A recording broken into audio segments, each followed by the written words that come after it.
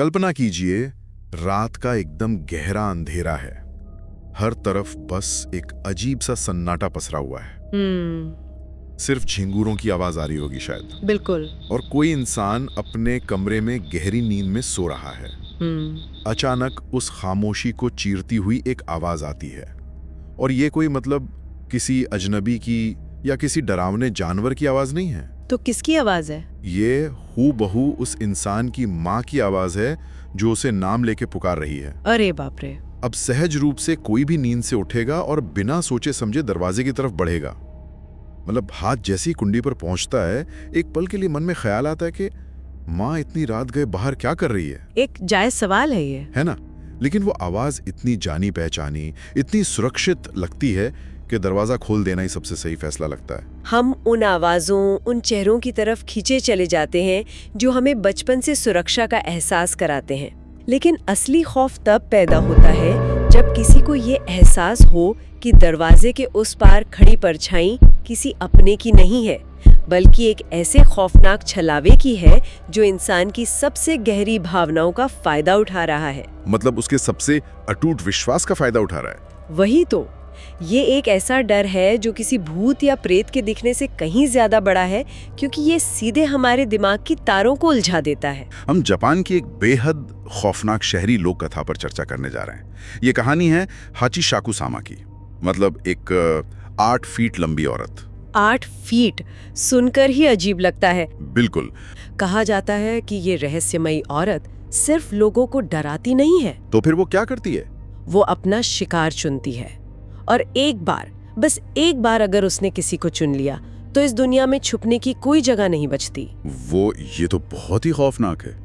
जब बाहरी खतरे से बचने के लिए इंसान अपने घर में छुपता है और वही घर, वही आवाजें खतरे का स्रोत बन जाएं। रोंगटे खड़े कर देने वाली बात है ये। तो चलिए इस कहानी के उस शुरुआती हिस्से में चलते हैं जहां से इस खौफ का बीजारोपण होता है। इस कहानी में यह अनुभव एक छोटा बच्चे के साथ शुरू होता है। एक छोटा बच्चा? हाँ, बात गर्मियों की छुट्टियों की है। वो लड़का अपने दादा दादी के घर गांव गया हुआ है। अगर हम इस गर्मियों की छुट्टियों वाले माहौल को देखें तो ये एक बच्चे के लिए दुनिया की सबसे सुरक्षित और आजाद जगह का प्रतीक है। बिल्कुल, छुट्टियां और दादा दादी का घर, कोई फिक्र ही नहीं। एकदम सही। तो एक दिन वो अकेला आंगन में खेल रहा होता है और अचानक उसे एक अजीब सी आवाज सुनाई देती है। पो पो पो पो पो पो। ये कैसी आवाज है? यही तो, ये आवाज सुनना बहुत जरूरी है। ये कोई चीख नहीं है, कोई डरावनी गुर्राहट नहीं है जो तुरंत इंसान को भागने पर मजबूर कर दे। हाँ, डरावनी कम और अजीब ज्यादा लग रही है। बिल्कुल।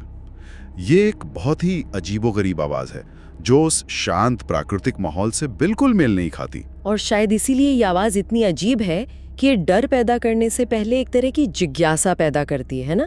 दिमाग ये समझने की कोशिश करता है कि आखिर ये आवाज आ कहाँ से रही है, इसे कौन निकाल रहा है। हाँ, तो पहले तो उस बच्चे को लगता है कि कोई मजाक कर रहा है। वो आवाज की दिशा में देखता है और तब उसकी नजर दूर खड़ी एक औरत पर पड़ती है।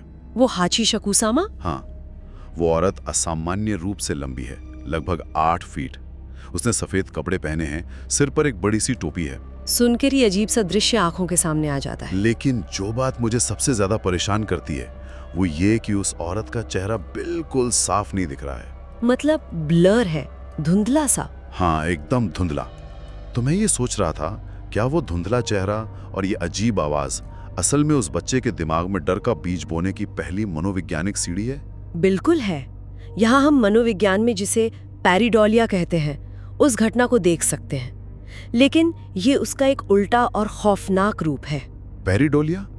थोड़ा आसान भाषा में समझाएंगी? हाँ, इंसानी दिमाग की ये फितरत होती है कि वो हर जगह पैटर्न या चेहरे ढूंढने की कोशिश करता है, जैसे बादलों में किसी जानवर का चेहरा देखना या प्लग सॉकेट में 2 आंखें और एक मुंह देखना। अरे हाँ, बचपन में सब करते हैं ये। वही, हमारा दिमाग अस्पष्टता या खालीपन से सबसे ज्यादा डरता है।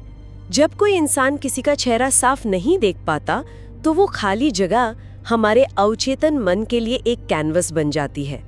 हम खुद ही उसमें चीजें भरने लगते हैं। एकदम सही। दिमाग उस खालीपन को इंसान के अपने सबसे गहरे, सबसे बुरे डरों से भर देता है।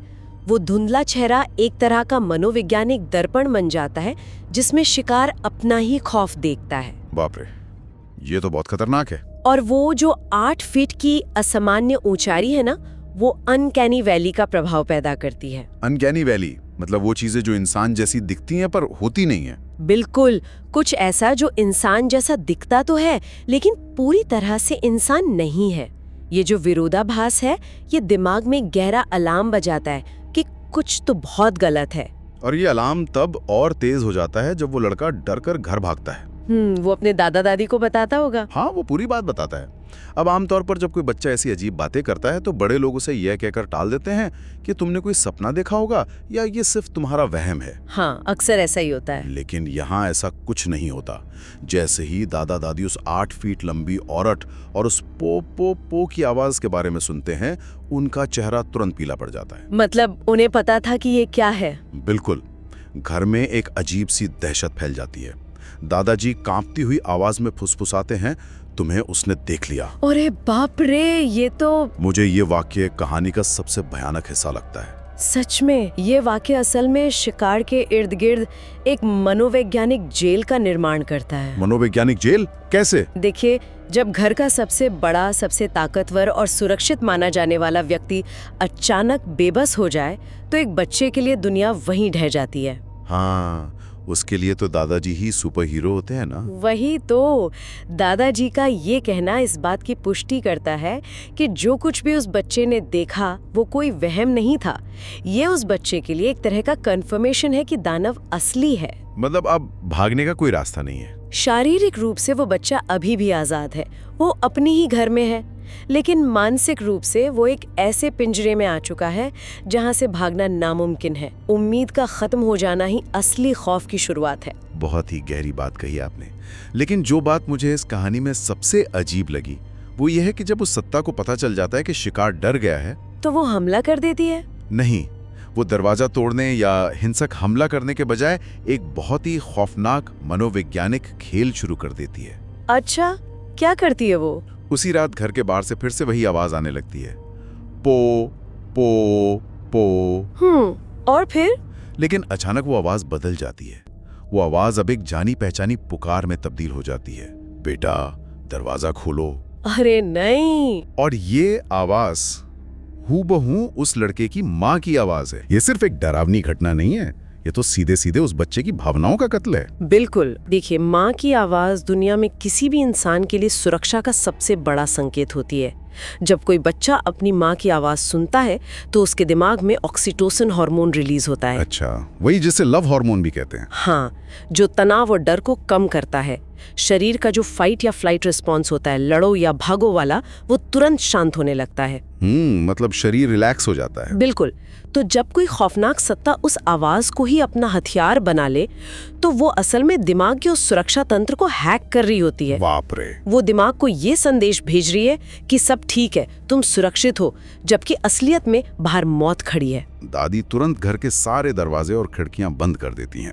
वो कमरे के चारों तरफ और दरवाजे के पास नमक रख देती हैं। हाँ, कई संस्कृतियों में नमक को बुरी शक्तियों को रोकने के लिए इस्तेमाल किया जाता है। बिल्कुल। और वो उस बच्चे को एक बहुत ही सख्त चेतावनी देती हैं कि किसी भी आवाज पर भरोसा मत करना, चाहे वो कुछ भी कहे। उस बच्चे की मानसिक स्थिति के बारे में सोचिए जरा। वही तो, वो अंदर बैठा रो रहा है क्योंकि उसे पूरा यकीन है कि बाहर उसकी माँ खड़ी है।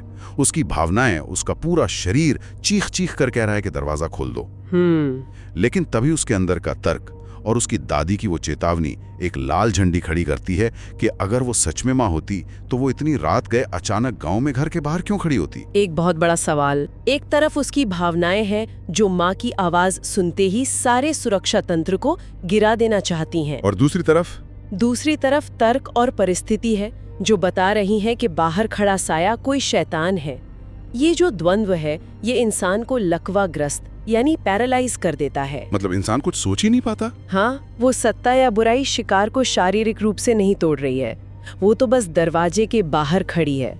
वो असल में शिकार के विश्वास और वास्तविकता के बीच के अंतर को मिटा रही है। तो क्या हम ये कह सकते हैं कि दादी ने जो नमक रखा है या जो दरवाजे बंद किए हैं वे असल में किसी काम के नहीं है? ऐसा क्यों लगता है आपको? क्योंकि असली जंग तो उस लड़के के दिमाग के अंदर चल रही है ना। वो नमक और लकड़ी के दरवाजे सिर्फ एक भौतिक सुरक्षा है, एक तरह का प्लेसिबो इफेक्ट। हाँ, सही कहा। असली और सबसे गहरा हमला तो उस लड़के के दिमाग और उसकी भावनाओं पर हो रहा है, जिससे कोई भी बंद दरवाजा नहीं रोक सकता। ये एक बहुत ही महत्वपूर्ण बिंदु उठाया है आपने। वो नमक, वे मंत्र, वे बंद दरवाजे, ये सब इंसानी सभ्यता के वो तरीके हैं जिनसे हम खुद को ये तसल्ली देते हैं कि हमारा दुनिया पर और इन अज्ञात चीजों पर कोई नियंत्रण है। एक झूठी तसल्ली। बिल्कुल। लेकिन जब मानसिक छल काम नहीं करता, जब वो बच्चा अपनी भावनाओं पर काबू पाकर दरवाजा नहीं खोलता, तब वो खौफनाक सत्ता ये दिखाना शुरू करती है कि ये लकड़ी और पत्थर की दीवारें उसे रोक नहीं सकती। वो भ्रम का पर्दा गिरा देती है। हाँ। और यहीं पर कहानी अपने सबसे खौफनाक चरम पर पहुंचती है। रात के 3 बज रहे हैं। 3 बजे। ये समय वैसे भी कई संस्कृतियों में सबसे अशुभ माना जाता है, जिसे विचिंग आवर भी कहते हैं। एकदम सही। अचानक बंद खिड़की के बाहर एक बहुत लंबी परछाई उभरती है। वो 8 फीट लंबी औरत धीरे धीरे झुकती है, क्योंकि खिड़की उसकी ऊंचाई से बहुत नीचे है। बाप रे। वो झुककर खिड़की के पास आती है और फिर से वही यांत्रिकृत आवाज फुसफुसाती है, पो पो पो। और वो बच्चे को देख रही है। हाँ, उसकी आंखें सीधे उस लड़के को घूर रही हैं। उसका झुककर अंदर झांकना सिर्फ उसकी लंबाई को ही नहीं दर्शाता, बल्कि ये शिकार को उसकी हैसियत बताता है। मतलब ये एक पावर प्ले है। बिल्कुल एक पावर प्ले है। ये दर्शाता है कि इंसान अपने ही घर में, अपनी ही बनाई हुई सुरक्षित दुनिया में कितना छोटा और लाचार है। इंसान आमतौर पर उन चीजों से डरता है जो उसके ऊपर हावी होती हैं। 8 फीट की ऊंचाई एक ऐसा भौतिक पैमाना है जो स्वाभाविक रूप से इंसान को कमजोर महसूस कराता है। सच में कोई भी डर जाएगा। और जब वो सत्ता झुककर आंख से आंख मिलाती है, तो वो ये संदेश दे रही होती कि तुम्हारी ये दीवारें, ये नमक मेरे लिए कोई मायने नहीं रखते। और ये लाचारी अगले दिन की घटनाओं में और भी ज्यादा गहरी हो जाती है। अगले दिन क्या होता है? परिवार वाले एक बहुत भिक्षु को बुलाते हैं। लड़के को बचाने की आखिरी कोशिश में उसे एक पूरी तरह से सील किए गए कमरे में रखा जाता है। एक सील्ड रूम। हाँ, मंत्रों, ताबीजों और हर तरह की आध्यात्मिक और भौतिक सुरक्षा के साथ उस कमरे को बांध दिया जाता है।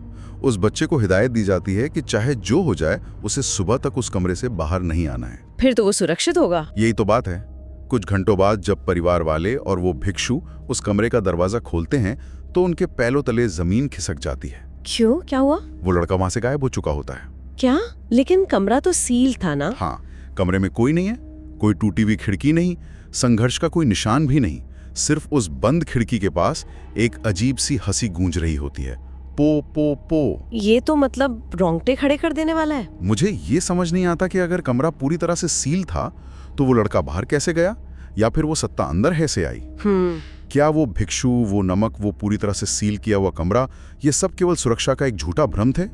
क्या इस कहानी का मतलब यह है कि कुछ डर इतने गहरे, इतने शक्तिशाली होते हैं कि इंसान द्वारा बनाया गया कोई भी भारी ताला उन्हें रोक नहीं सकता? अगर हम सील्ड रूम या बंद कमरे के इस विचार का मनोवैज्ञानिक विश्लेषण करें, तो हम पाएंगे कि इंसान का सबसे बड़ा डर मौत नहीं है। तो सबसे बड़ा डर क्या है? सबसे बड़ा डर ये एहसास है कि इस ब्रह्मांड में कहीं भी कोई भी सुरक्षित जगह नहीं है। अरे ये तो बहुत ही डरावना विचार है। देखिए, बचपन से हमें सिखाया जाता है कि अगर हम खतरे में हो तो घर के अंदर आ जाएं, दरवाजा बंद कर लें। हाँ, हम सभी यही करते हैं। ये कहानी उस बुनियादी विश्वास को चकनाचूर कर देती है। एक पूरी तरह से सुरक्षित और सील किए गए कमरे से लड़के का इस तरह गायब होना ये दर्शाता है कि जब डर आपके दिमाग पर पूरी तरह हावी हो जाता है, जब वो आपके अंदर तक पैठ बना लेता है, तो कोई भी भौतिक सुरक्षा काम नहीं आती। मतलब ताले और दीवारें बेकार हैं? बिल्कुल।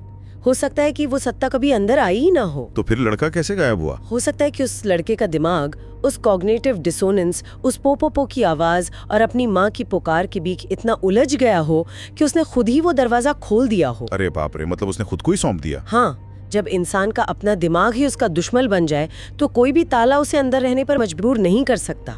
ये सच में रोंगटे खड़े कर देने वाला विचार है कि शायद दानव ने दरवाजा तोड़ा ही नहीं, बल्कि उस बच्चे के अंदर के डर, उसके विश्वास के टूटने ने ही उसे बाहर जाने पर मजबूर कर दिया। हाचिशाकु सामा की ये कहानी सिर्फ एक लंबी औरत के बारे में नहीं है जो लोगों का शिकार करती है। नहीं, ये उससे बहुत आगे की बात है। हाँ, ये शिकार होने की उस आदिम भावना, उस प्राइमल फीलिंग के बारे में है।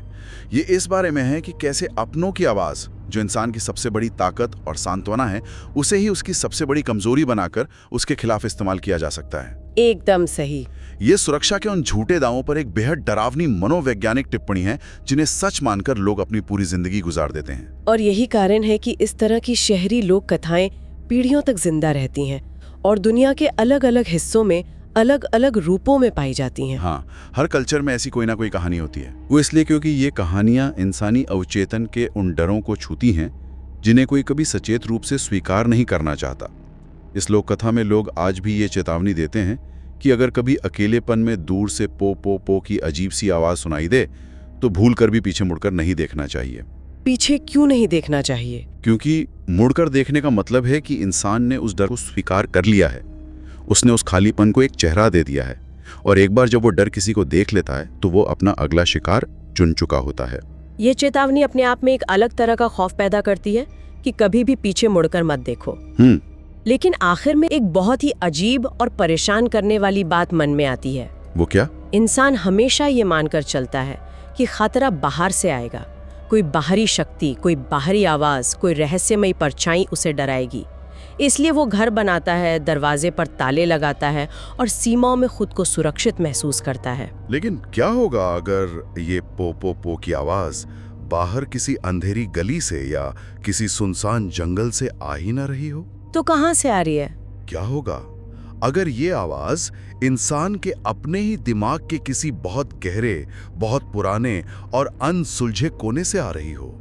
जब हमारा अपना ही डर, हमारी अपनी ही असुरक्षाएं हमारे सबसे करीबी इंसान की आवाज में हमें पुकारने लगें, तो हम खुद को कहां छुपाएंगे? आज के लिए बस इतना ही दोस्तों। ऐसे ही अनसुने सच और अधूरी कहानियों के लिए चैनल को सब्सक्राइब करें। अपना ख्याल रखें। फिर मिलेंगे एक और कहानी के साथ। नमस्कार।